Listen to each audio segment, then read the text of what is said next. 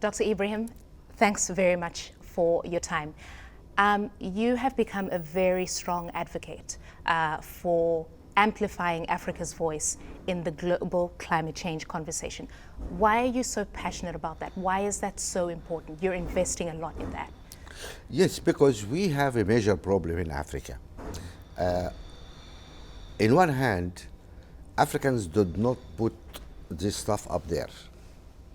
Other people did, people in the north. Yet, we have 600 million people in Africa. 600, that's more than the population of Europe, whole population of Europe, who don't have access to electricity. Can you imagine, Christine, what does it mean to live without electricity? Can you have a business? Can you have a factory? Can you have a life? Can you have hospitals? Can you have education? We cannot talk even about development. People living in like the Stone Age, half of our population, those people urgently need energy. Yet, we have the climate crisis, and we are good citizens. We're trying also to do what we can. So many countries in Africa are actually using renewable energy. It is almost a secret. Nobody knows this. But do you know that 22 African countries, 22, rely completely, almost completely on renewable? Renewable is the main source of electricity for 22 African countries. No European or any other continent can compare with that. So we're doing our best, but renewable are not enough. We need to have a mix. We need also to need gas. Okay, to help. And that's bringing me to my next question, because we have these global climate goals that have been set. At the last Climate Change Summit, COP26, a decision was taken to stop investing in gas infrastructure, for example. You're talking about an energy mix where we in Africa, because we have this huge gap, need to invest in energy projects. We've heard no. So what does that mean for us? It is, Christine, I'm gonna be frank. I hope I don't upset anybody. It is crazy. It's the most stupid decision I heard of after the decision of Putin to invade Ukraine. These are the most two stupid decisions over the last year.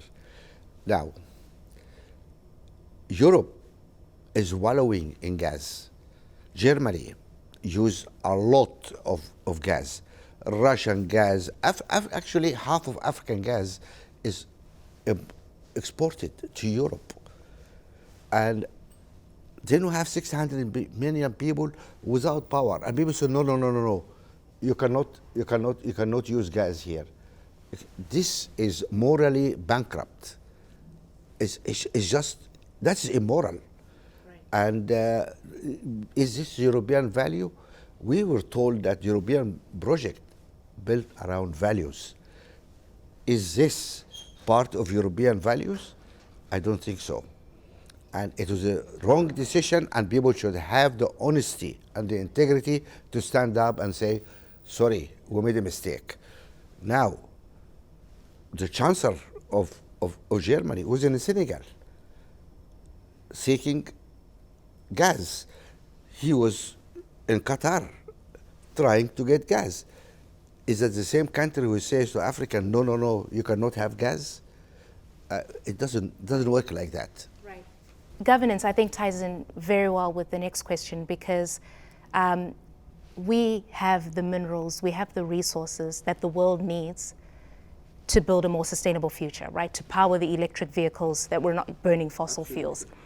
But how do we manage these resources well and better as Africans, better than we've done with oil and diamonds, for example, so that it benefits everybody, especially people in Africa? That is a real challenge, Christine, because we have totally mismanaged our resources, whether material resources or human resources. And people coined an expression, the resource scarce, because You look at what happened in Congo and other countries with resources. Total abuse, corruption. People did not benefit from the value. I single out Botswana. I mean, I look at the Botswana model where a country managed its resources well. All the leaders there have clean hands. Every penny is accounted for. Negotiated the right deal with the companies which they contracted with them, De Beer in this case, and used all that to move the country forward. That is great. Unfortunately, that's not happening in many of our countries. Yeah. So how then can Africa's interests be better included in this global climate change conversation? The problem, Christine, is Africa has no voice. When those guys came to Glasgow and talked about soft finance, there was no voice for Africa to say, excuse me, do you realize this is the facts about Africa? The people have had to think about it before they rush. We don't have a voice. And one of the objectives of our conference, which we're having here this week in London, was really to try and develop a coherent case for Africa, because the next COP will be held in Africa. And it will be a shame if we host the COP27 without presenting the case for Africa. And that should be really presented in a coherent manner to the international community, for people to understand what the challenge we're facing. Right. You spend a lot of time with our leaders on the African continent, as you do leaders in Europe and other parts of the world. Are African leaders taking the issue of climate change seriously from where you sit? I wish they were aware. I wish the answer to be an emphatic yes. Some of them do, and some unfortunately don't. It's the nature of the situation. I mean, we have a number of fragile countries. We have some countries suffering from military coups. I mean, my own country in Sudan, we have those crazy generals and taking off power. All one interested in just take off power for the sake of power and money, of course. Do you think those guys think for a moment about climate change or about, they don't think about what's good for their own people? Do you think what they're going to think about what's good for the whole world? Unfortunately not. It's sad because we are fighting really for a better leadership in Africa. Some of our leaders are doing wonderful. I mean, yesterday I had a great interview with Macky Sall, who's the chair of the African Union, and the man is running around really trying to fight the case for Africa, and he led the discussion in the last Africa-Europe summit in Brussels, where we had a very robust discussion there about the issue of energy, and the case was put in a competent way during that meeting, and that's what we're trying to articulate to get all Africa behind that so we can really put our case forward. Let's talk about what's going on right now in Ukraine. You alluded to that earlier in our conversation. I've heard a lot of criticism about how all the focus is turning to this war, much to the negligence of what's going on in other parts of the world. In Africa, we're going to feel the impact of this war in Ukraine. We're seeing it already. Food prices and inflation increasing, partly due to other factors, but exacerbated now by this war in Ukraine. But I am surprised to see so many African leaders choosing to be neutral, choosing not to condemn Russia for its invasion of Ukraine. What do you make of that? Right. Let us start with facts. Majority of African countries condemned. Right. Some countries abstained. Some countries did not even show up to vote.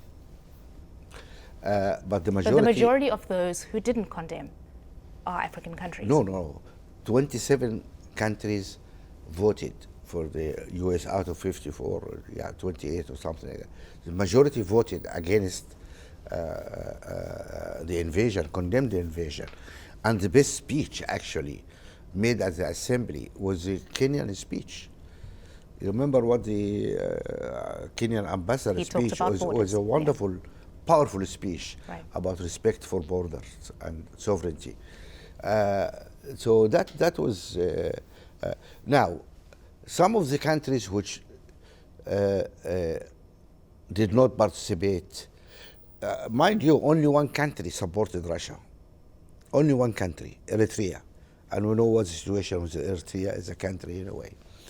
But you have to remember in some of our countries which are ruled by the military, and there is a close link between the military and Russia.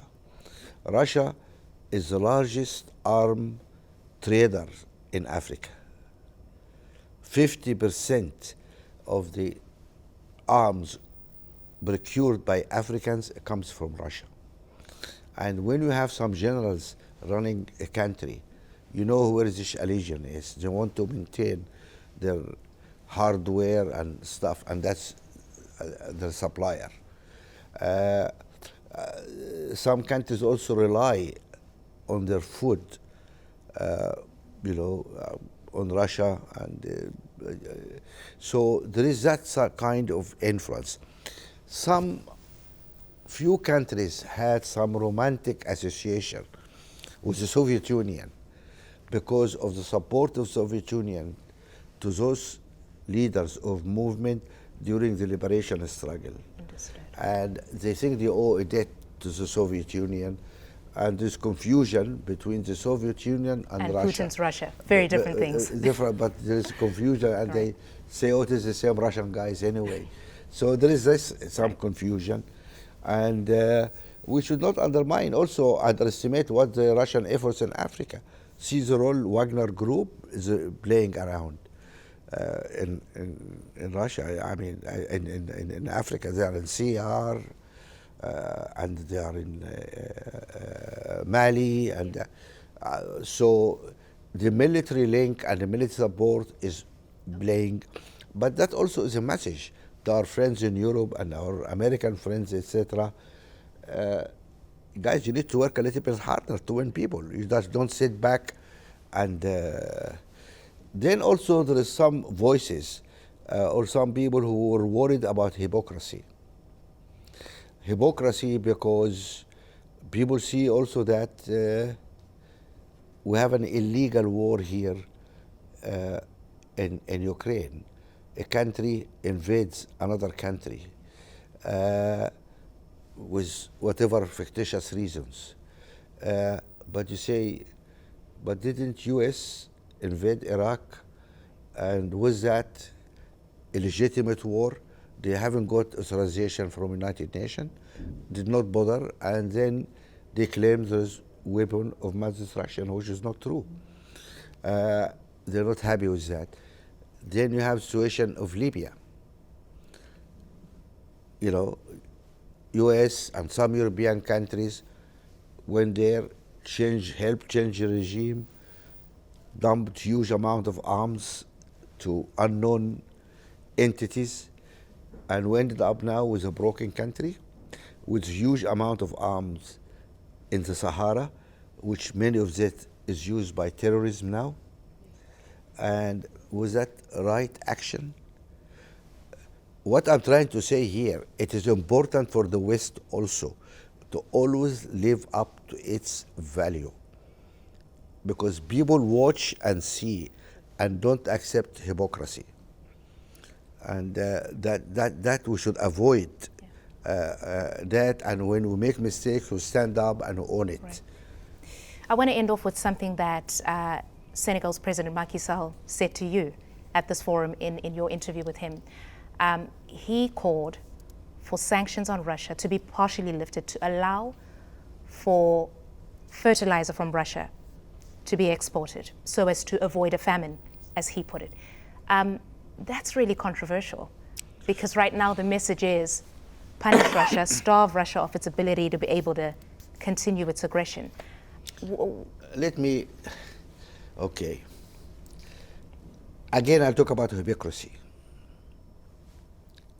How much Germany pays Russia today monthly for gas? Hundreds of millions. huge amount of money. Who is financing now the Russian war machine?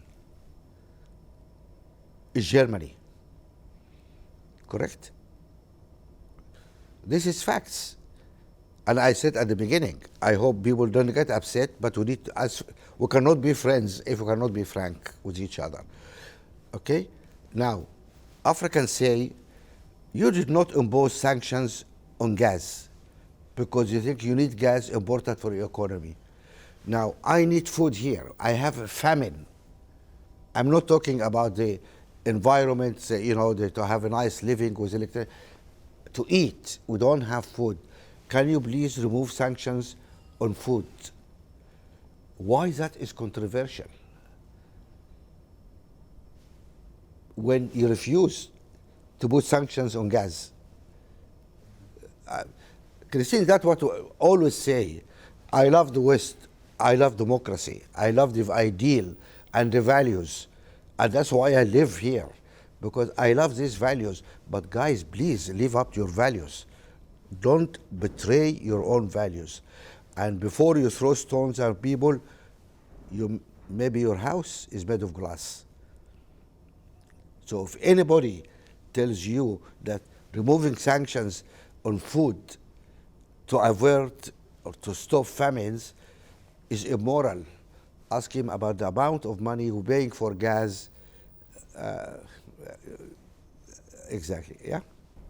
Dr. Ibrahim, thanks so much for your time. Thank you.